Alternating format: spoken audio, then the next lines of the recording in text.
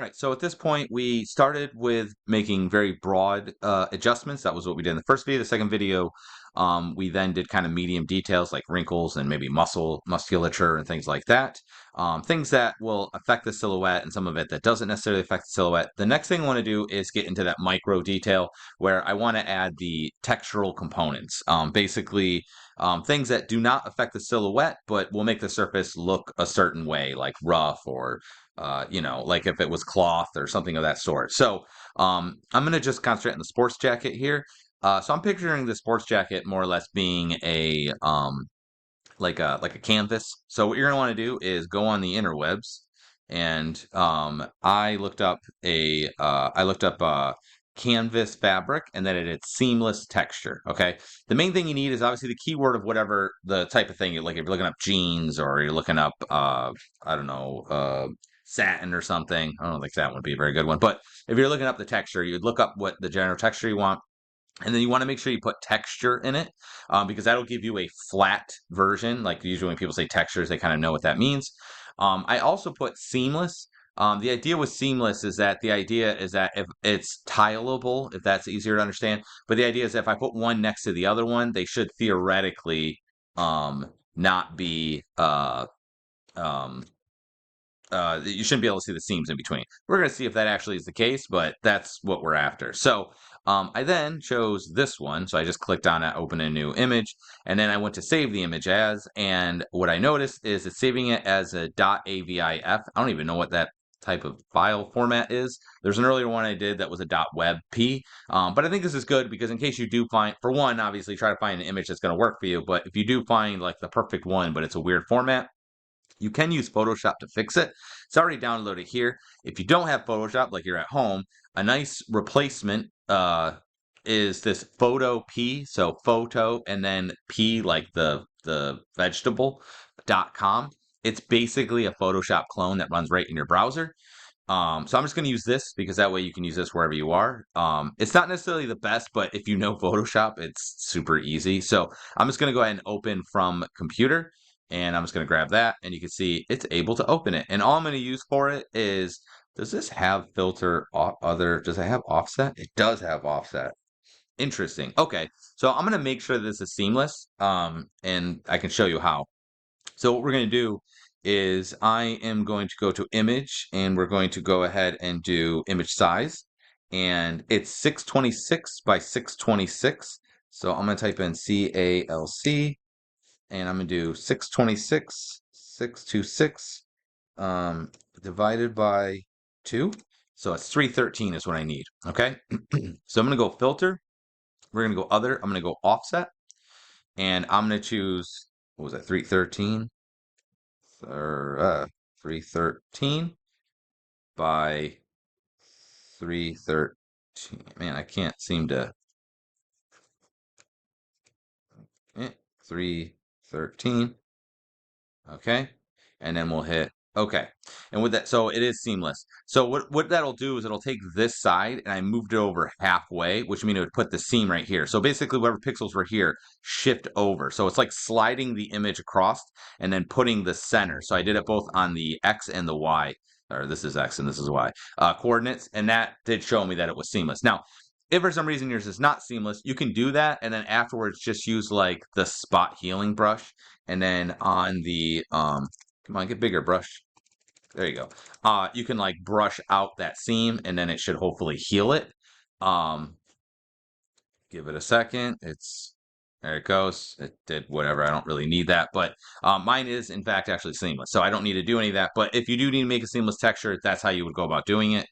So we're just going to go ahead and do file, and I'm going to export as, and I'm just going to do a PNG because those are pretty generic. That looks good. I'll hit save. It's going to save to my, uh, into my downloads. Okay. So if for some reason you need to make that's how you would go about doing it. Hopefully that makes sense. I also, because I need feathers, I also looked up feathers. I'm going to go ahead and just save this image, save image as, and I'm just going to call it feather. And you can see this one's a WebP, which is super annoying. So we'll hit save. And I'm just going to have to do the same thing again over here. So I'm just going to close out of this, open from computer. Go to that WebP image. Okay, you can see it does have a transparent background, so it wasn't lying about that at least. And just so you guys get the idea again, so what I did is I went image size, says 980, so I divide that by 2. So where's the filter? Other, and then just so you can understand how this works, I'm just going to shift it a little bit at a time. So what you're doing is you're just sliding it across, and I did it both vertically and horizontally, and that would put the seam in the center, and then you could fix it. That's the idea. Okay, so I'm just going to go ahead and we're just going to export as a PNG, and I'll just hit save. That's fine. And then I also wanted to grab this one, just for general kind of feathering textures. I don't know if this is going to be useful or not, but we'll just save image as. And this one's a JPEG. I can use that. Okay, great. All right, so we now have some images, and then we can use that inside of Blender. So I'm going to go to Blender. We can close out some of these things. I can go to Blender, and I can start using them here. So to do that, what I'm going to do is I'm going to choose the regular draw tool here. With the brush selected, I'm going to go down and let's see. We're going to go to the, you'll see there's texture and there's stroke. So we're going to go to the texture section, and then what we're going to do is we are going to add a new texture. So we'll hit new. I'm going to click on it, and okay, so I need to actually add that texture. So here it is here. So this is the texture. I'm going to hit open, and then we're just going to go to my downloads, and I got to find, we'll just do the canvas texture to start with, so you can see how that works. Oh boy. Okay, here we go. Let's grab this one, open image, voila. Let's go back to the brush and see, hopefully it's here still. Good, okay. Now, from here, what I can do is I can use this as basically something that I draw on. Now, with this, you're gonna need to have this subdivided higher. So you're talking 6 or 7. If you can't get to 6 or 7, then it might just not be for you. Let me see how that looks. Let's make this a little bit bigger. So you can kind of see, I can kind of get that textural, but if I can get one more level, it will be a little bit better. This is where Blender's got some nice sculpting. I actually like sculpting in Blender, a reasonable amount. But where it's weak is that it cannot handle the number of polys as most other apps that I've worked with. So now, see how that's much better when it's at higher res. So we can do this a couple different ways. So we're gonna call that good, but notice, see how slow it is? I just undid that. I'm gonna go to my brush settings. We're gonna want to Shift F, and we're gonna want to make this pretty weak because obviously I'm just trying to displace it enough to do what we're seeing there. So right now it says area plane. You can do tiled. And what that'll do is that as I brushed across, which is actually why I chose this one, you can also choose stencil. So let's try stencil so you can see what this is. Actually, you know, I'll show you that one afterwards. Just choose tiled if you're doing a whatever. Okay, so I'm gonna make this a little bit smaller. So we'll say roughly that size. And now I should be able to brush like so.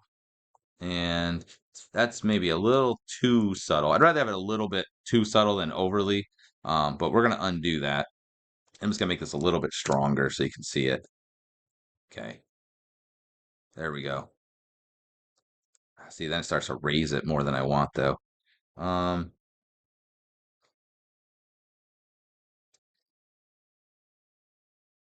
let's just make this much larger. So the reason why this one's particularly useful is because what it'll do is that it doesn't just go to the brush. Like if I try to brush this across without tile, so you can see it'll draw over top of itself, and it wouldn't be as good. So watch, I'll just do the regular. Was it view plane or area? I think it was area plane. It's just going to draw over top of itself.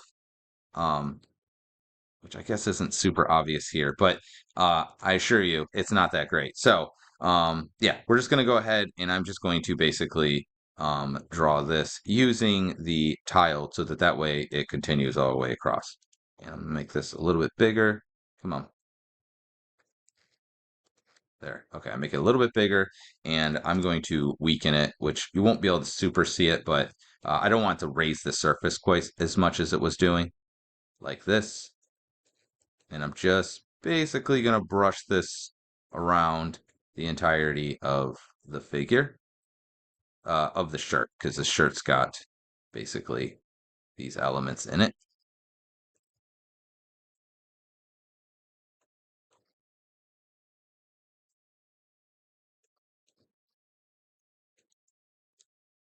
Make sure we don't miss anything. One of the problems that happens when you do this is that when you zoom in and out, the brush stays the same size, even if you're not doing that. Okay, let's go like that.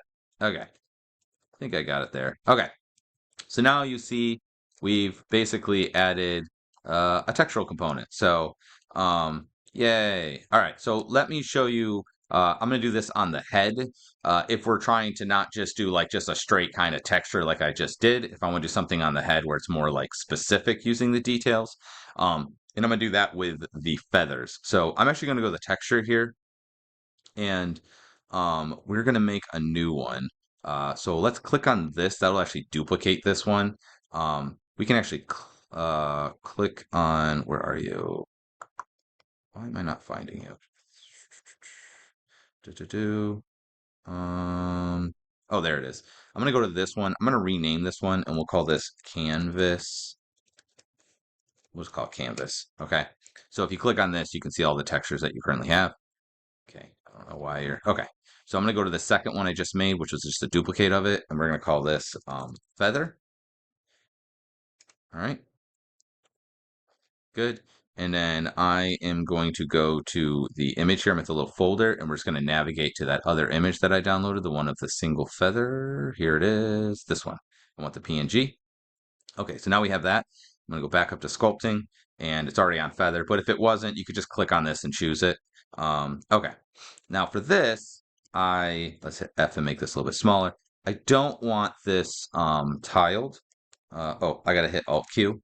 Make sure we're on the head here. Okay, I don't want this tiled because I'm just going to get something like this, which isn't what we're after. You probably can understand what I'm saying about the tiling before. It'll automatically have it go across, as opposed to the default, which what it does is it drags it across. So that's why I was using tile on the other one, so that way it would just tile it, and that's why I made sure it was a seamless texture. So there's area plane, there's tile, there's 3D. I don't really use that one. The stencil on this one could be particularly useful. So yeah. So what I want to do is basically make some adjustments using this stencil, I can just right click and drag it. If I do right click and control, I can rotate it, and shift will scale it. And now what I can do is I can specifically put this where I want it, like so. Okay, looks a little bit like a leaf, but you can see. So if you need something like stenciled, this will work pretty well for that. I'm actually not super happy with that, but I did want to show you what that one was. All right. Hang on a second. This is really good if you're trying to do something like that. I think I'm actually going to go, I'm going to show you another trick here. I'm going to go back to area plane, and then we're going to go open up the stroke section. And right here, you can see its stroke method is spacing, which means it just draws a stroke every certain amount of spacing, and it's what you see here, right? So right now, if I go to draw this, you'll see it's doing it basically by 10%. If I make this much larger, you're going to see it's going to be much more spaced. Like that was really spaced. So if we do like 100-ish, it should be basically the image itself, the image file. Okay. So what I want to do is, let's put this back down to 10%, because that was probably what we wanted. What I want to do is some of these other ones. So you'll see there's other ways of drawing here, and you can try these other ones out if you want. I want to try drag dot. And what that's going to do is when I click, I can drag this where I want it, which is nice. Okay. Now, one of the issues with it that you can see is that it's staying in one specific orientation. If I choose rake, it will actually drag it in a direction. So that's one way of basically kind of controlling it. So if I wanted him to like, oh, I want the feather, I want to specifically make a feather a certain way, I can kind of use that. But you can see using stencil might be better in some regards for this. Um, I also am noticing that it's dragging it sideways. So what I'm going to do is I'm going to go to my angle here, and it says two. Yeah, let's try 90. That's probably just going to be the other direction, right? Yeah. Let's try 0. Yeah, and now it goes in that direction I want when I drag it. So we're going to go like this, and I can basically drag these across and, just change the brush size, and I can kind of make specific, feathers, if you will. Now, does that look great? No. But it is a useful tool. So play around with these, and you might find that you can see things that you can utilize. Um, Yeah, so we're going to go over more of this when we do texturing as well, so you'll get a little more of it. I do want to try now, let's go back to the texture, and let's try my other one that I had there. So I'm going to go here. I'm just going to hit this duplicate button. We're going to rename this one Feathers. And then I'll hit the little folder here, and I'm just going to navigate to the other feathers image that I had. Where are you? Oh, right here. Open. Okay, we'll go back to our settings. Let's see. Good. Okay. And now I can utilize this. So for this, I'm gonna go. Well, I don't think this is seamless, so I'm gonna leave it on area plane. Um, we can leave on rake as well. I don't really care as much about that. I am gonna switch this back to space. And actually, I meant to do the stencil, and I think stencil would probably work best for this. So what I'm gonna do now is just right click, kind of place where I want. We're gonna hold Control, I meant Shift, and right click, and then let me see how. Okay, so it's got to rotate this way. I'm gonna hold Control and right click, and I'm just gonna drag it in the direction that I want. So we'll go like this. Let's do Shift and small that down a little bit. Let's rotate the figure back this way a little bit. Okay, Shift and boink. And then I'm just going to brush this on like so. Now, what you're going to notice is, if I move this out of the way, you end up with these harsh lines. And that's one of the problems with using these. So you got to be careful when you get to the edges. So I'm going to undo that real quick and just do this again, but make sure I don't get to the edges. And then I'm just going to right click and kind of bring it over here. And I'm just going to do my best to basically utilize this image to control to get my texturing done. All right, so hopefully control and click, and then just hopefully you can see you can start to let's not this one. Where are you? Okay, stencil. Let's put this back to area plane.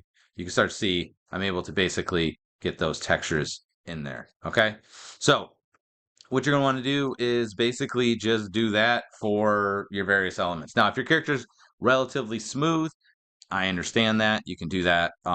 Some of the things that you might want to do is like get like wrinkle brushes, and you can like sculpt wrinkles. You just get like an alpha of like wrinkles. That can be useful. Uh, if you want to try and like just do it by like actually like brushing with different brush tips, you would just find those and then just use them kind of like what I'm showing you here. I just want to show you kind of the outliers for doing kind of like textural things.